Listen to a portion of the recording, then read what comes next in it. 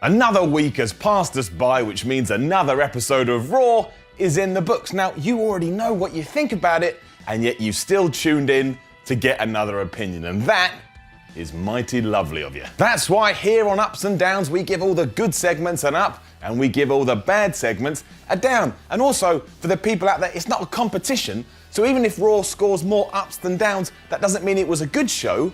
And if it scores more downs than ups, that doesn't mean it was a bad show. We take each segment individually and we pick that apart and then we go, did I like it or did I not like it? But enough of this nonsense and let's up some downs.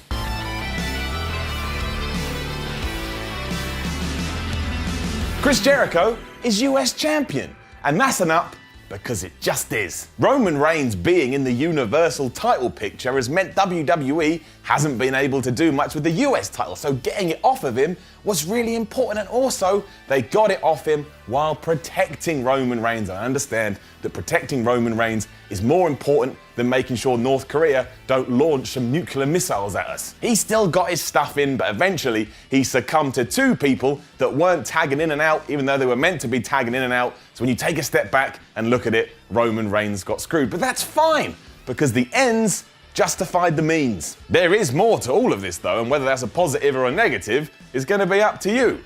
Because Roman Reigns lost the US Championship, you probably assume he's going to win the Universal title at the Royal Rumble, and that also means that when Kevin Owens and Chris Jericho do break up, they're probably going to be feuding over the US Championship as opposed to the Universal Championship.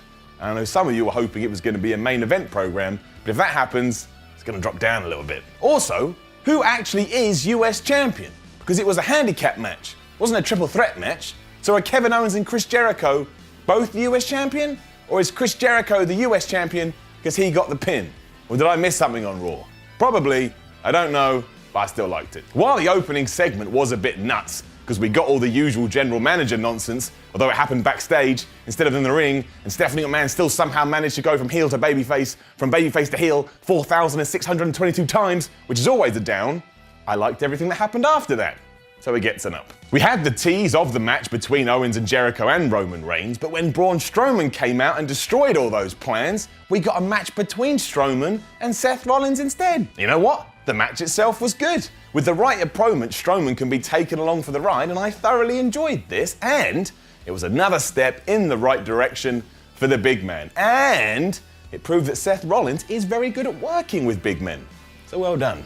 That sounded weird. I hated this performance review gibberish. I don't care about Mick Foley's performance. At no point do I tune in to Monday Night Raw to see the hardcore legend get reviewed. He's meant to be there as a catalyst to move things forward, not just take up time. And then I just had to watch Stephanie McMahon recap the last few weeks of WWE TV.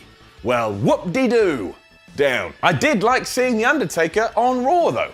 I mean, it made no sense because he was a SmackDown star a few weeks ago, but if I start picking holes in things like that, we're gonna be here all day, and I'll be honest with you, I gotta eat. But the Phenom is a genuine legend, so seeing him back on Raw was just pretty cool, even if he was only there to announce he's gonna be in the Royal Rumble. But with that said, non-Mania Taker stuff is now more interesting than Mania Taker stuff, because you know, the last few years, he's only really worked WrestleMania. So I'm intrigued to see how this all works out, and I actually thought it was pretty damn good. That weird growl he did at the end of his promo though, what the hell was that? It sounded like a dog who was chewing on a pillow. However, The Undertaker and I have travelled, quite literally, to the depths of hell. Literally, Mick Foley? Literally, you and The Undertaker literally went to hell. No, you didn't. That is lies. Down. That Shawn Michaels segment, man. Jeez, what on earth was that? Down. I didn't even mind all his talk about his movie when Rusev's music finally hit. I get advertising, I get how it works, I get how you use a platform to let people know about things, but it didn't get better from there. It just got worse and worse and worse. For starters, I didn't understand half the things Michaels was going on about. I don't think Rusev did either, so he just kind of stood there perplexed. And then Enzo and Cass came out and made a bunch of terrible jokes about films.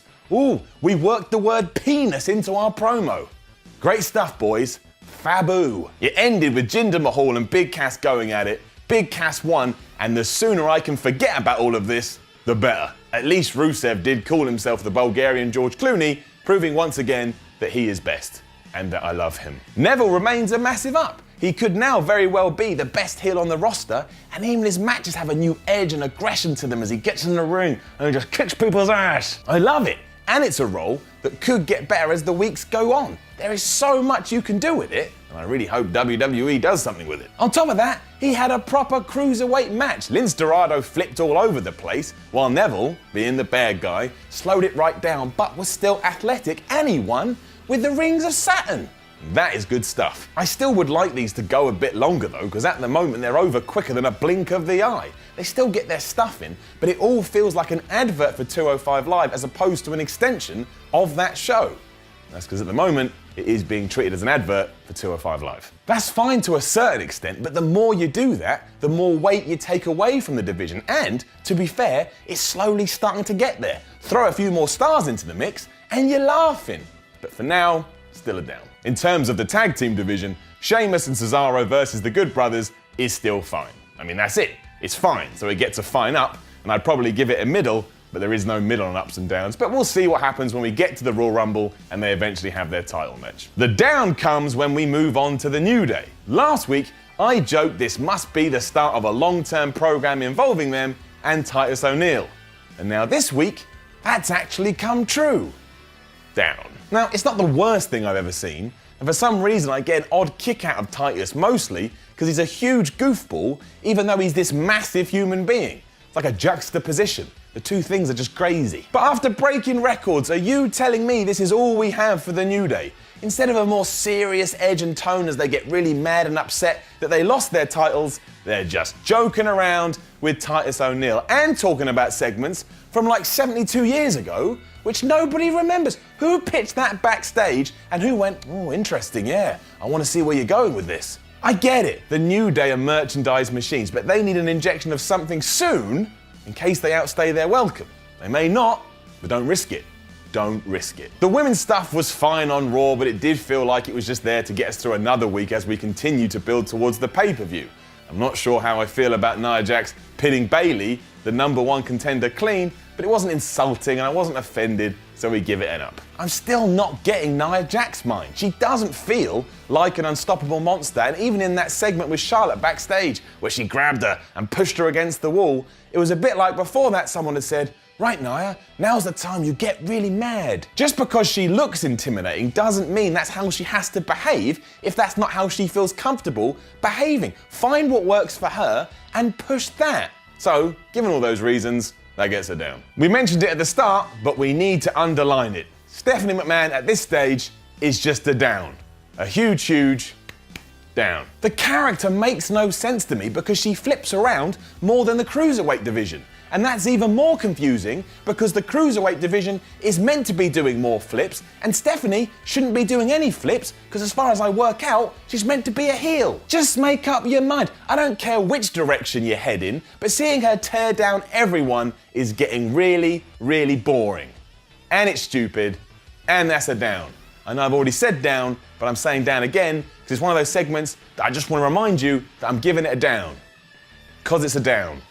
Down. And that was another episode of Raw. And yes, as you can see, it scored more downs than ups. Oh my gosh, it's the end of the world. But let me tell you this, I still enjoyed it. I had fun watching Raw, and yeah, it could have been a little bit better, but I still believe that since the start of 2017, Raw has been better than it was at the end of 2016. And as we always say, as long as the chart goes like that, something good is happening. Now, don't forget to leave a comment below and let us know what you thought about Raw, and then don't forget to like, share, and subscribe, and then come follow me on Twitter at SimonMiller316. Think of the conversations we can have.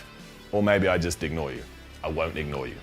Maybe. I'm Simon from What Culture, and it's time to put out the alarm. Because where the hell is Bo Dallas? Where the hell is Darren Young? And where the hell is Bob Backlund? I miss them. I want them back. I really hope they're okay.